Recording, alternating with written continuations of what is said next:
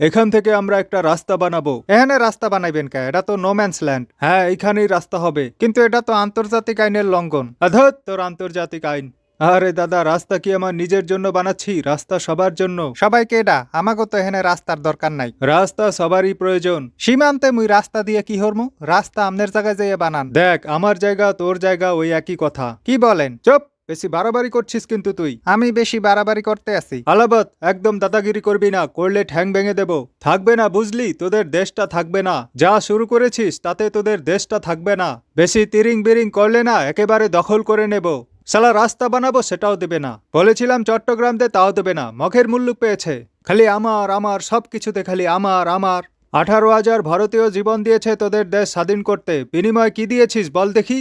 জল ছাড়লে বলিস জল দিচ্ছ কেন, জল না দিলে বলিস জল দেয় না। ফাজলামোর তো একটা সীমা আছে না? চট্টগ্রাম না দে, অন্তত রংপুরটা তো দে। না হয় সিলেটটা দিয়ে দে। এতগুলো বিভাগ দিয়ে তোর দরকারটা কি? বিনিময়ে কি চাস বল? চিকিৎসা? যা, আজ থেকে তোদের চিকিৎসা দেব। বিশ্ববিখ্যাত গোবর চিকিৎসা দেব তোদের। কি খুশি? এবার রাস্তা বানাতে দে।